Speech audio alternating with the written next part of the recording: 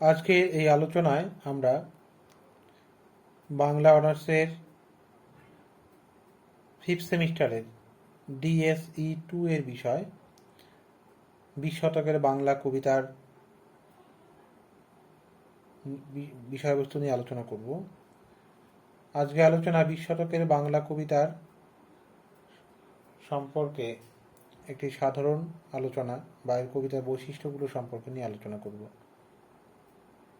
বাংলা কাব্যের সুদীর্ঘ ইতিহাসে বারবার ভাষাগত বৈশিষ্ট্যগত পরিবর্তন কিন্তু এসেছে এবং প্রত্যেক যুগের বা শতকে বাংলা কাব্যক্ষেত্রকে বা যুগ বা শতক বাংলা কাব্যক্ষেত্রকে তার চলতি পথ থেকে কিন্তু সরিয়ে নিয়ে গেছে অন্য পথে, ভিন্নতার পথে।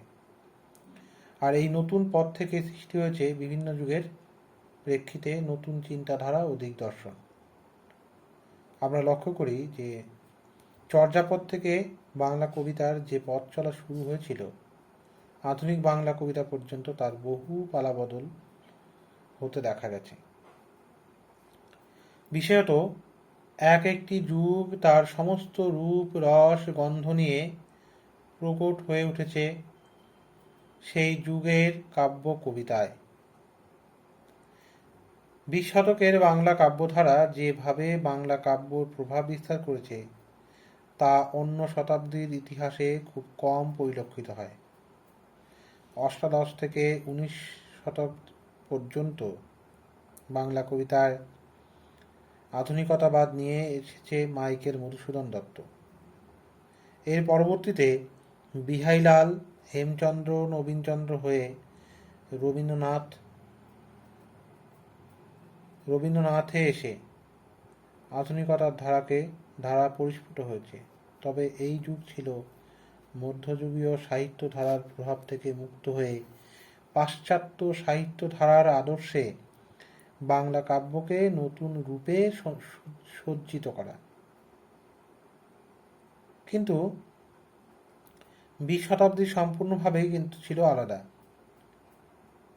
এই 20 শতকে সময়ে সমগ্র বিশ্বে রাজনৈতিক, অর্থনৈতিক, সামাজিক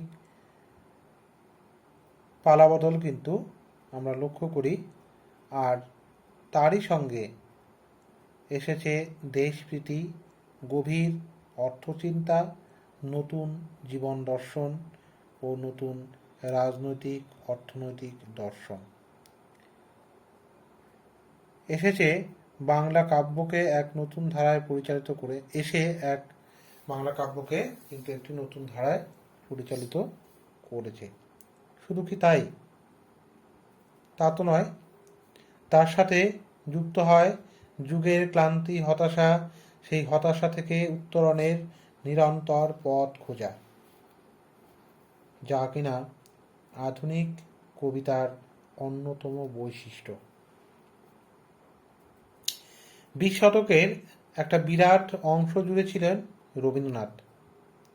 আবার তার জীবৎকালে মোহিতলাল, যতীন্দ্রনাথ, নজরুল, জীবনানন্দ, প্রেমেন্দ্র মিত্র, সুধীন দত্ত, অমিয় চক্রবর্তী, বুদ্ধদেব বসু, সমর সেন, অজিত দত্ত, অচিন্ত্য কুমার সেনগুপ্ত প্রমুখ একাধিক কবি। তাদের আগমন কিন্তু এই 19 শতকেই ঘটেছিল। আবার আমরা দেখি তাই রবীন্দ্রনাথের জীবিতকাল পর্যন্ত, অর্থাৎ ধরা যায় প্রাক স্বাধীনতা কালের কবিতার মধ্যে দুটো স্পষ্ট রেখা ছিল, যার একদিকে ছিল বিপুলভাবে রবীন্দ্র প্রভাবপুষ্ট বাংলা কাব্য, অন্যদিকে ছিল রবীন্দ্র মুক্ত বাংলা কাব্য।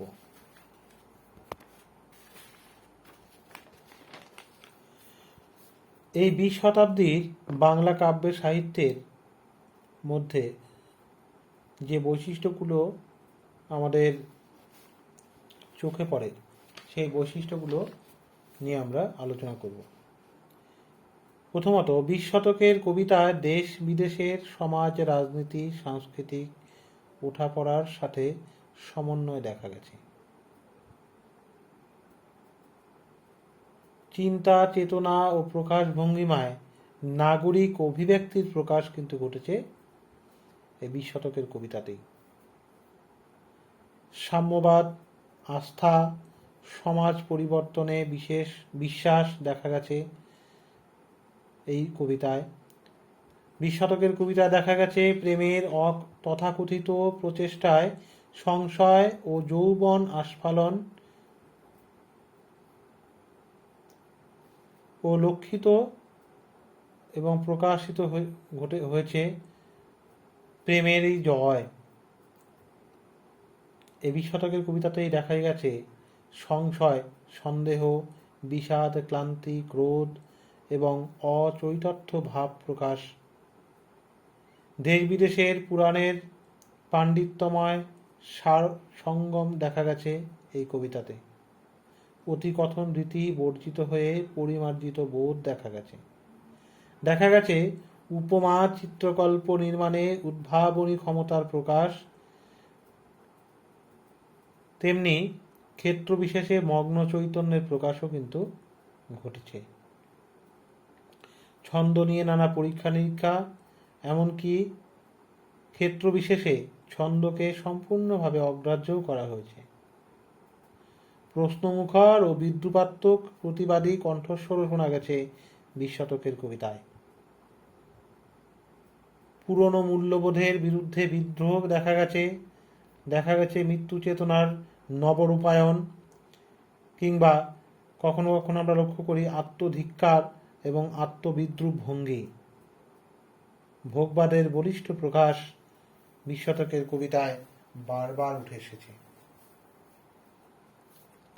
রবীন্দ্রনাথের দীর্ঘ কাব্যজীবন 2 শতকের মধ্যেই প্রতিনিধিত্ব করেছে। 19 শতকের বিশ্বাস বোধ এবং 20 শতকের স্বতন্ত্র সবই তার কাব্য কবিতায় ব্যাপ্তি লাভ করেছে। তাই বুদ্ধদেব বসু বলেছিলেন, রবীন্দ্রনাথের পরে প্রথম নতুন তো রবীন্দ্রনাথ নিজেই। বাস্তবেও তাই। বলাকার সময় থেকেই তার মধ্যে আধুনিক ভাবনার প্রকাশ দেখা গেছে।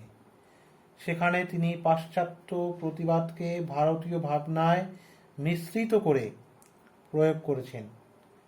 তাঁর পুনশ্চ থেকে শেষ লেখা পর্যন্ত কাব্যগুলিতে বা কাব্য পরিক্রমায় আধুনিক পৃথিবীর নানা রং প্রকাশ পেয়েছে। প্রথম বিশ্বযুদ্ধোত্তর পৃথিবীর হতাশা, অস্থিরতা, সংশয় ও অনিত্যতার বোধও তাঁর কাব্যকে আক্রান্ত করেছে।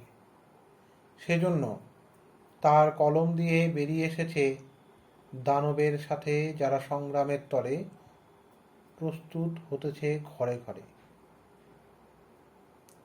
অনেক ক্ষেত্রে রবীন্দ্রনাথের মধ্যেও রোমান্টিক সৌন্দর্যের বিলাস বিরুদ্ধ বাণী প্রবাহিত হয়েছে।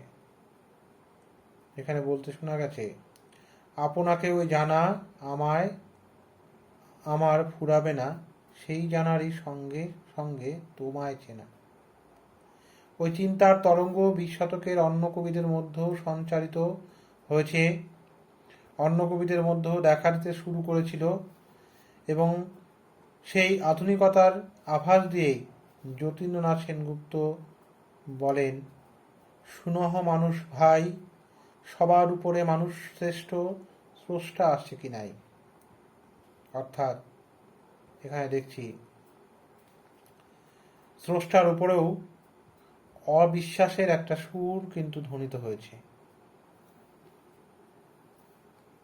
সুধীন্দ্রনাথ দত্ত দৃঢ় আত্মবিশ্বাসে ঘোষণা করলেন, নিখিল নাস্তির মৌন সোহাংবাদ করেছি ধ্বনিত।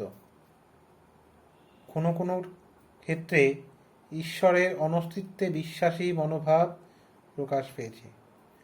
যেমন নজরুলের সমকালীন যুগে দেশ ও সমাজের ব্যভিচার ও শোষণ দেখে তিনি বলেছিলেন, আমি বিদ্রোহী ভিগু, ভগবান বুকে এঁকে দেই পদচিহ্ন, আমি খেয়ালি বিধির বক্ষ করিব ভিন্ন। নজরুলের মতো এমন করে আর কাউকে যদিও আমরা বলতে শুনিনি। তবে অনেকের কবিতার মধ্যে এই নাস্তিকতার সুর বা ঈশ্বরের অস্তিত্বে অবিশ্বাসের প্রতিধ্বনি কিন্তু আমরা শুনেছি। এসব কবি ছাড়াও 20 শতকে উল্লেখযোগ্য কবিরা হলেন বিষ্ণু দে, সুনীল গঙ্গোপাধ্যায়, সুভাষ মুখোপাধ্যায়, শঙ্খ ঘোষ, বুদ্ধদেব বসু, সমর সেন প্রমুখ কবিগণ।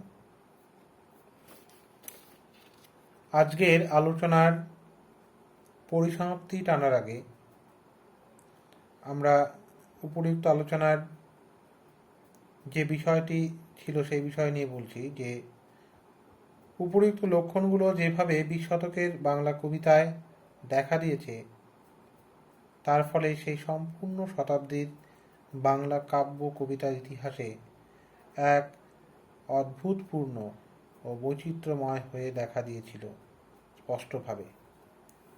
এই কারণে বাংলা কাব্য কবিতার ইতিহাসে 19 শতক একটি উল্লেখযোগ্য সময়কাল এবং উল্লেখযোগ্য অধ্যায়, যে শতকে বাংলা কবিতার বিষয়বস্তুতে, চিন্তা ভাবনায়, চেতনায় এসেছিল বিস্তর পরিবর্তন এবং এসেছিল নতুন জোয়ার, যেখানে পাশ্চাত্য এবং পাশ্চাত্য সাহিত্যের বা কাব্য কবিতার মেলবন্ধনও কিন্তু আমরা লক্ষ্য করি। এখানে দেখেছি আমরা মানুষ নয়, দেবতা নয়, মানুষেরই জয়গান করা হয়েছে। একদিকে যেমন আমরা পেয়েছি রোমান্টিকতা, অন্যদিকে পেয়েছি বাস্তবতা এবং সর্বোপরি মানুষের জৈবিক প্রয়োজনের কথাও কিন্তু এই কাব্যের মধ্যে একাধিক কবির কাব্যে বা কবিতায় উঠে এসেছে।